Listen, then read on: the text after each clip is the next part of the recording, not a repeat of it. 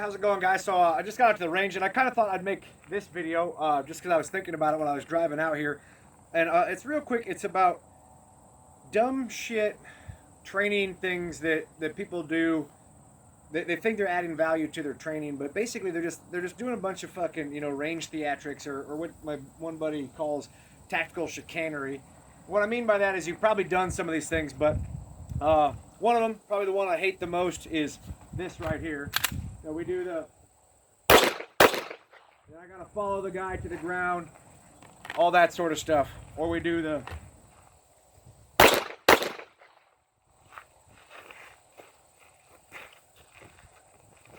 after every single string of fire. And the reason that's fucking dumb is because, one, you're selling yourself short. Ask yourself this, and I mean this in a rhetorical and a literal sense. Do you honestly think that you are so fucking stupid that if you had to shoot somebody in real life and he fell to the ground, or she fell to the ground, or it fell to the ground, whatever, that you would not follow the target to wherever it went? Ask yourself that. Do you honestly think that if you shot somebody and they ran behind a tree, that you wouldn't track them over to the tree or the car or whatever? So it's dumb shit fucking questions like that. So what we need to think about is, one, what's the training value if there is any? And a lot of that stuff has none. But also take other things that we do in life from a training related standpoint that are also violent and have the potential for great physical harm, and see if we train the same way. So I'm a big mixed martial arts guy. I love combat sports in general. I do Brazilian Jiu-Jitsu myself, a little bit of Muay Thai. I've boxed very, very, like, fucking 6 times in my life. But look at what we do training wise. So a boxer. Does anybody ever go up to a boxer when they're hitting pads and go, "You can't do that. That's not mimicking real life"? In real life, the guy doesn't hold his 1-2 up. He doesn't take a really nice, easy hook over the top of you. Nobody would fucking say that because they realize what he's doing. He's working on just the skill of throwing his proper combinations with proper accuracy given a certain stimulus. The guy gives him his 1 pad, so he throws his 1, or he throws his 1-2, whatever it happens to be.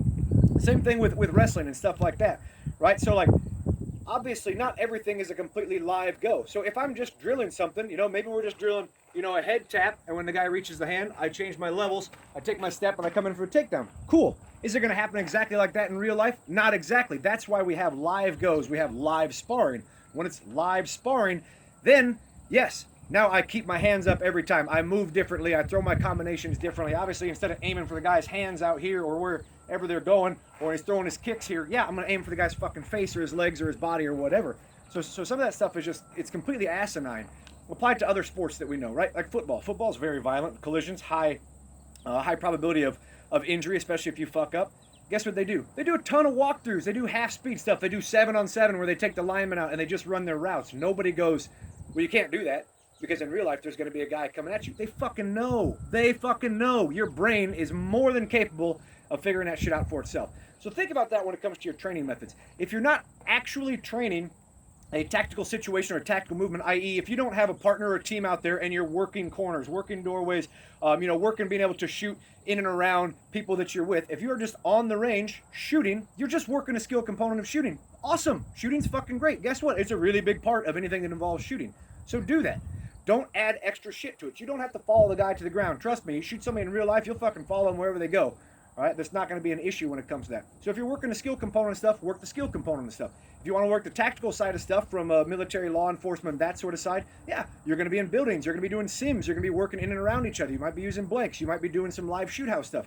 Obviously, that's different. Anybody who's out there that thinks that's exactly the same would never in a million years believe that, right? And then take it from the self-defense side, right? So I train on the range, I do jiu-jitsu on the mat. No part of me thinks that, A, if I'm rolling on the mats and we're going like a 75% kind of just a flow and go sort of thing, no part of me believes, because I've been in a fairly high amount of real street fights before when I was bouncing and just, in general, there's no part of me that has any trouble when it's real of doing the correct shit or not going for an inverted fucking triangle or playing my fucking inverted guard or some bullshit like that. It's not an issue. Nobody is that fucking dumb. And you need to ask yourself, are you that fucking dumb? Or do you think that you're that fucking dumb?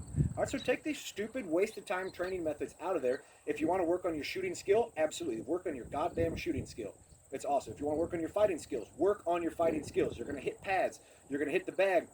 You're going to work simple movement drills and shadow stuff. You need to spar a little bit, or you need to go live in jiu-jitsu or wrestling a little bit, that sort of stuff. Absolutely. If you're a team guy, if you're a military law enforcement guy, you guys need to absolutely do real entries into real houses, work in and around vehicles, that sort of stuff. But it's not all going to be combined into every single individual training element. All right. So remember, guys, only the hits count, and you can never miss fast enough to catch back up.